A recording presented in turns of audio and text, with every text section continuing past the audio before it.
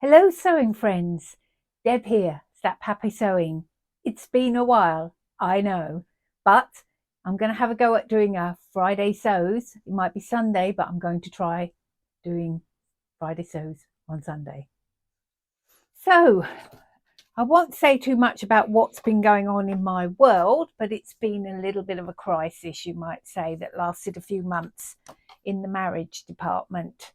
I think, you know, we're getting to the stage of our lives where we're thinking about what we're going to do for the last part of our lives, i.e., retirement. And we haven't necessarily seen eye to eye on that. But I think we've got there now, and I think we're back on track. And but I must admit, while it was going on, it was really taking up a lot of my headspace, and I didn't feel like sewing, and I didn't feel like vlogging. And you know what? It possible to do that. Anyway, I haven't really been doing a lot of sewing except for repairing clothes.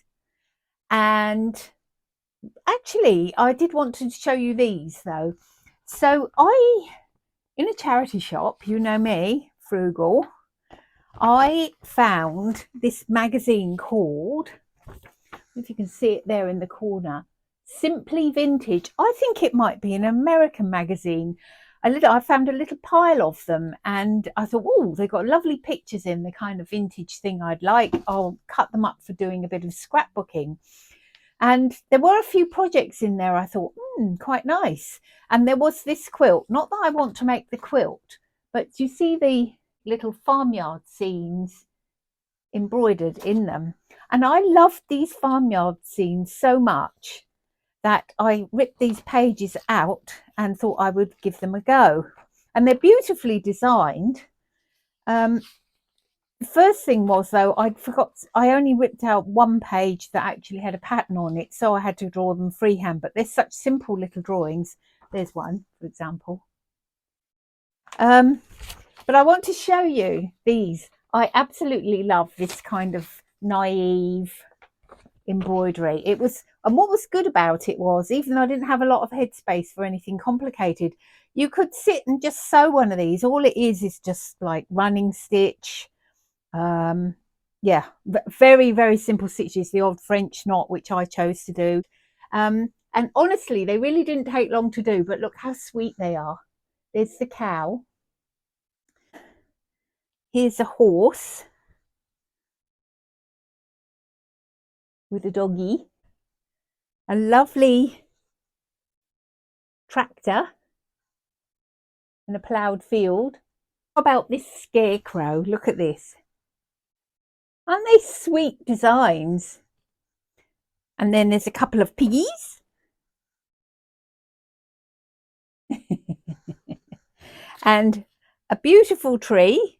And as I say, none of these some of them I did in one evening, and many of them I actually did over 2 evenings, and you could definitely do them while watching television. How about that? And all I've used is, I don't even know where I got this fabric from. It's just like calico or something. It's old calico that I've got. There's some dog and a cat. And the last one is the chicken, cock-a-doodle-doo. But then I've sort of decided I would try and do some small ones. So, and here's the little cat. And I just drew that freehand and then embroidered it. Honestly, it's such a absorbing little hobby. This was the little chicken that they suggested. Anyway, I thought I would show you those because if you are looking for a little project, I don't know what I'm going to do with them. I'm going to make some kind of a quilt or a wall hanging with them, but I'm going to do lots more of the little ones now, I think, and then see what I can do to assemble them. But that cost me, I mean, I had a lot of embroidery thread which I collected from charity shops anyway, and I had the calico, so it cost me nothing. My idea of a great frugal project. I saw, I don't even know how I came across it, maybe from Pinterest or something, the idea of having like a shirt extender like this. And I thought, you know what, I think I could use the bottom half of the Aria shirt to make one of these. I have, because I'm 5'8", I have got a problem that many of my jumpers are a little bit on the short side. So I think if you could actually make a couple of these, and you make them make your jumpers look a little bit more interesting. So I'm going to give that a go, and I will show you in the next one. Otherwise, even though I'm always saying, oh, I'm not buying any more patterns, I did succumb. Rebecca Page had didn't even know I was on their mailing list. I think I downloaded something like the Betty skirt, which was free ages ago, years ago probably. And they sent me a 75% off voucher.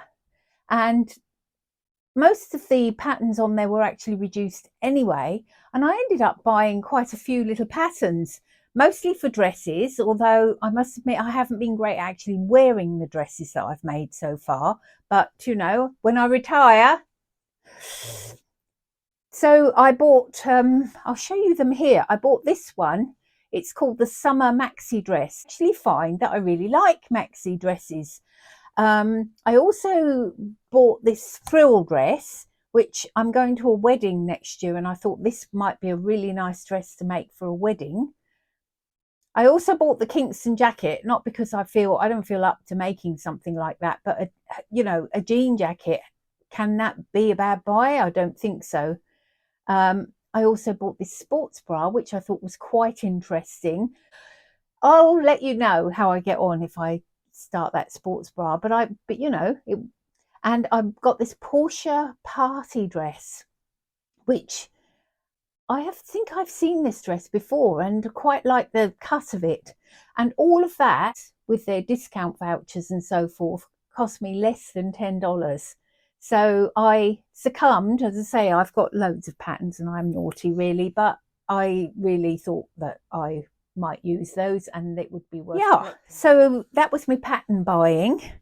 And I should tell you what I've got on. I have actually got on, this is the Amuse boho dress. Can't see it very well, by Winterwear Designs. And the red jumper I added afterwards because I was cold. I don't think it goes that well, but needs must. So that's me really. I just wanted to check in and say hello to you all. Please do say hello back in the comments. Hello from wherever you are. I love reading your comments, and I will try to get some of my projects finished. I'm actually thinking maybe it's time for something fresh. I've I can kind of slowly feel my sojo coming back, and I think maybe making one of those Rebecca Page patterns might motivate me. It hasn't helped that it's sort of, I suppose it's early summer here now, and it's like, if what month are we in? October. Yeah, well, November would be May, would be the equivalent of May in the Northern Hemisphere. But I'll tell you what, it's been pretty cold and wet, and we haven't really had nice weather yet. And I think that nice weather makes you want to make summer things, doesn't it? I mean, really, I think hardly a day has gone by when I haven't worn jumpers. Anyway, I'm going to say goodbye for now. I hope you all have a wonderful sewing week, and I will see you soon. Bye. Quick postscript. I had the very great pleasure of talking on the phone to Catherine, who is so much sewing. Lovely, lovely lady. And honestly, I felt like if she had been living up the road, I'd have had lunch with her by now and we'd be firm friends. But anyway, Catherine and I think we might be the only New Zealand sewing vloggers. But we are interested in what is going on in the New Zealand sewing community. So if you are involved in the New Zealand sewing community in any way, being a sewer, a vlogger, a blogger, or just somebody who's interested, can you comment below? And maybe we can find a way to have a meetup or get in touch or something. We'll try to invent something. We're dreaming of it anyway.